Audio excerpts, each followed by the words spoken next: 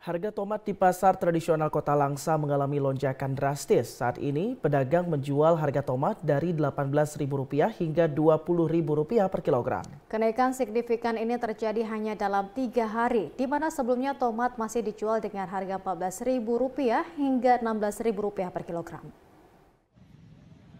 Harga tomat di pasar tradisional Kota Langsa mengalami lonjakan drastis. Saat ini, para pedagang menjual tomat dengan harga Rp18.000 hingga Rp20.000 per kilogramnya.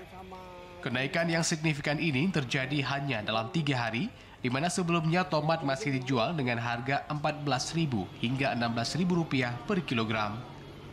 Salah seorang pedagang Zakaria menyebutkan kenaikan harga ini dipicu oleh berkurangnya pasokan stok tomat dari Brastagi, Sumatera Utara. Akibatnya, daya beli masyarakat terhadap tomat menurun drastis dikarenakan harganya yang sangat tinggi. Dirinya menambahkan selain tomat, harga bawang putih juga ikut mengalami kenaikan, di mana sebelumnya dijual dengan harga Rp40.000 per kilogram, kini naik menjadi Rp43.000 per kilogramnya.